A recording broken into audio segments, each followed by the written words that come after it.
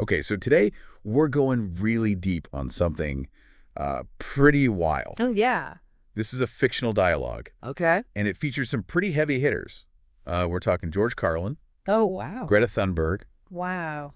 and even God. Okay, so we're getting theological as well as environmental. Oh, yeah, absolutely. Yeah. This is all about the future of our planet Okay. and how, even with all this craziness going on, individual action can still make a difference. Interesting. So the source material sets this whole thing up in like this stark white room, Uh-huh. and it's clearly supposed to be the afterlife. Right, so we've got kind of an existential vibe going on. Yeah, totally. It's like all the distractions of the world are stripped away, Okay. and we're just left with these three voices. Right, and their thoughts on how humanity messed things up. Well, yeah, I mean, that's Carlin's whole thing, right? Like Eh. sharp wit and cynicism. Yeah. But then you've got Greta, who's obviously super passionate about climate change. Yeah, she's definitely known for her directness, that's for sure. So how do you think these two such different personalities end up working together? Well, I think it's meant to show how we need lots of different perspectives. Yeah. You know, you need Carlin's humor to make these tough topics a little easier to swallow. Right. And then you need Greta's like moral urgency to keep things real. Yeah, for sure.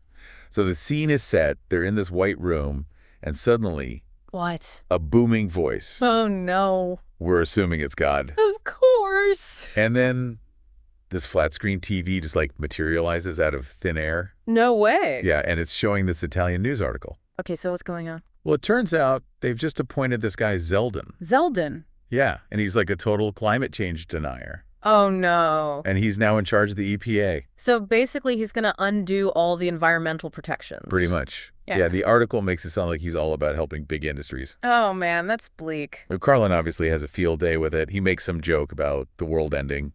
Yeah, dark humor. Totally. Yeah. But, I mean, it's funny because it's kind of true. Right, it's that nervous laughter kind of thing. Exactly. But Greta, she's like seriously devastated by this news. Yeah, I can imagine. And then God chimes in. What does God say? Well, it's actually kind of funny. God points out that Carlin's dead Well, he is. and that Greta's Swedish. Okay. But the message is they still have voices, Right. and they should use them to speak truth to power. So even God is like, hey, you can still make a difference. Yeah, but Carlin's not so sure. Really? He's like, how are we supposed to compete with like Fox News and stuff? That's a good point. Right. Like, how do you get through to people who don't want to listen? It's definitely a challenge, but God seems to think that people have the power to change things. Yeah, that's kind of the whole point of the story, right? Right. It's like even when things look really bad, we can still fight back. Yeah, so then things get even weirder. Ow. Well, the TV flickers, and guess who pops up on the screen? I don't know who. Tucker Carlson. Whoa. Yeah. Talk about a cliffhanger. So we're left wondering, can they actually reach him? Right. Can humor and passion actually change someone's mind? It's a big question, isn't it? Yeah. I mean, it makes you think about your own life, too. Totally. Like, how can we bridge these divides and get people to take action? Because this climate change thing, it's serious. Absolutely. And this dialogue is just fiction, but it shows how powerful our voices can be. Yeah, even when it feels like we're up against these huge forces. Right. We can use humor. We can use passion. We can use whatever we've got to make a difference. Exactly. And I think that's what this deep dive is all about. It's about realizing that we all have a role to play in shaping the future. So what do you think our listeners should take away from all this? I think it's about finding your own voice and using it even if it feels small.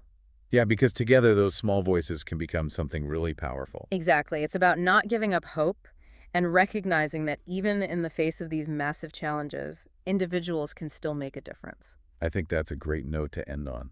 So thanks for joining me for this deep dive into the afterlife and the future of our planet. Thanks for having me.